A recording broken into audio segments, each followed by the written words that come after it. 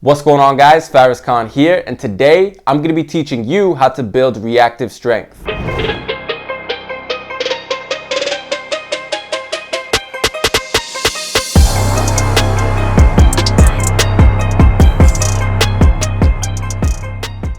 Now, what exactly is reactive strength? Reactive strength is essentially a combination of muscular strength and power, which allows your muscles to rapidly and efficiently generate force in response to a muscle contraction or stretch. It's your muscle's ability to efficiently absorb force and then release it into an explosive and powerful contraction.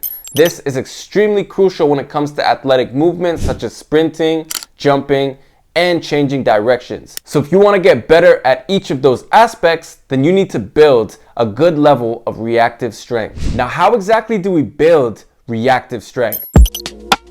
You need to have a strong base of maximal strength. Maximal strength is essentially the maximal amount of force a muscle can produce. And the more force a muscle can produce, then the more powerful it can be. And with more power comes higher rates of force development or higher speeds, which is needed when it comes to training things such as reactive strength. So now that you know you need to build a good base of maximum strength, the next thing you need to do is to condition your tendons and tissues to be more reactive off of the floor. A good way to do this is through something called extensive plyometric. These are lower intensity but higher volume, low level hops. You can do things like pogo jumps, single leg pogos, staggered jumps, change of direction jumps, and these are all very low levels, so you can do a lot of these. You're not going to feel too sore, and the higher volume is really going to help condition the muscles so that when we do use some higher intensities and do more advanced jumps,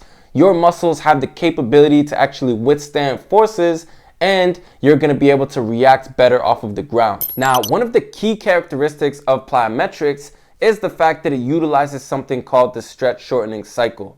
The stretch shortening cycle is essentially what's happening to our muscles as we're going through a jump. I'm not going to get super deep into the science of the stretch shortening cycle, but basically it's the storing of elastic energy in our muscles and then releasing it so that we can produce as much force in as little time as possible. One of the best exercises you can do to build reactive strength are depth jumps. This is where you're stepping off of a platform and then as soon as your feet touch the ground, you're explosively jumping right back up. This is where having a good base of maximum strength really comes into play, because if you just try to jump into this and you're not strong enough, you're not going to be able to react off of the floor. And if you spend too long on the ground, then all that elastic energy that's going to be stored in the muscles is going to be lost. So you're not going to get the result of what the exercise is even meant for. That's why you need to have a good base before you just hop right into these. Another great exercise to build reactive strength is with hurdle hops. If you guys follow me on Instagram and check my stories out, you know that I absolutely love doing hurdle hops.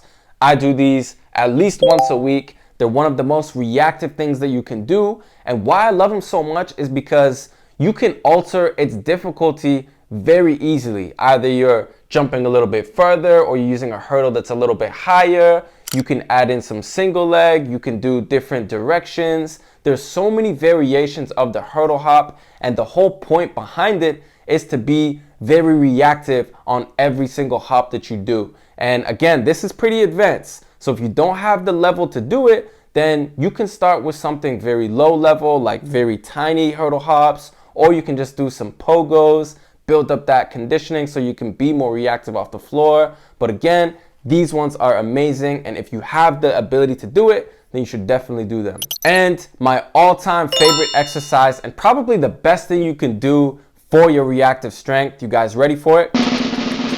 Sprinting. Sprinting is the most reactive, the most elastic activity that you can do. It's just a bunch of repeated ground contacts over and over and over again. It is literally the most reactive thing you can do. There's nothing that is higher in terms of the rate of force development. So you must sprint if you want to be more reactive off the floor. It's going to help your ability to jump higher. It's going to help your change of direction. So if you're not sprinting, go out and sprint, and make sure that you're doing some maximal velocity, meaning some more longer distance sprints.